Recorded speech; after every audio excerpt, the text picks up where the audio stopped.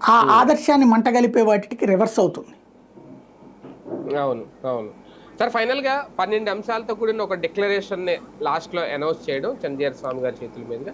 అలాగే భవిష్యత్తులో కూడా ఇలాంటి సంఘారావాలు దేశవ్యాప్తంగా అంటే భారతదేశం ఒక హిందుత్వ దేశంగా లేదంటే ఆలయాలకు సంబంధించి పూర్తిగా ఆహ్, వీళ్ళకే హక్కులు కల్పించేలాగా ఆ దిశగా ఈ శంఖారావాలు ఇంకా మున్ముందు రాబోతున్నాయి, చూడబోతున్నాం. ఆ మార్పు ఏమన్నా వస్తదా? నేను అనుకోవడం ఇది అయిపోయాక ఒక్కొక్క రాష్ట్రంలో ఒక్కొక్క భారీ బహిరంగ సభ పెడతారనుకుంటా. ఈ సక్సెస్తో వాళ్ళు సంతోషంతో ఉన్నారు కాబట్టి అయిపోయిన ఇలాగే తర్వాతన సేమ్. కేంద్రం మీద ఒత్తిడి తీసుకొచ్చి కేంద్రం చేత బిల్లు తీసుకొస్తారు అనుకుంటున్నా.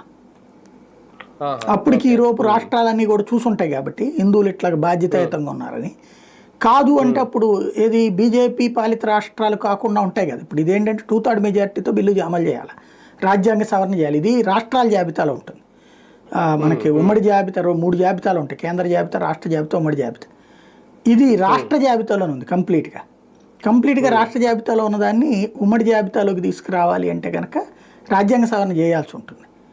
కాబట్టి అది చేయాలంటే 2/3 మెజార్టీతో కేంద్రంతో పాటుగా పార్లమెంట్తో పాటుగా సగం రాష్ట్రాలు ఆమోదించాలి. కాబట్టి ఈలోపుగా ఈ చైతన్యం ఇట్లా కనబడుతుంటే సచ్చినట్టు అన్ని ప్రభుత్వాలు బీజేపీ ఏతర పాలిత రాష్ట్రాలు కూడా ఒప్పుకుంటాయిగా. అవును, అవును. అందుకు అనుగుణంగా జరిగే అవకాశం ఉంటుంది అనుకుంటున్నా. సార్ దీనికి అంటే మామూలుగా దీనికి రాష్ట్ర ప్రభుత్వం అది ఆలయాల నిర్వహణకి రాష్ట్ర ప్రభుత్వ ఆదాయానికి ఏమన్నా సంబంధం ఉంటుందా? రేపొద్దున్న అది ఏమన్నా జరిగితే ఆర్థికంగా రెవెన్యూ పరంగా ఏమన్నా కొంచెం ప్రభుత్వాలకు నష్టం ఏమన్నా వస్తుందా? ప్రభుత్వాలకు 10 పైసలు నష్టం లేదండి. ఎందుకంటే ప్రభుత్వాలు దీనికి గుళ్ళకి ఇచ్చేది ఏం లేదు, గుళ్ళ నుంచి తీసుకునేది కూడా లేదు. కానీ అదే ఏం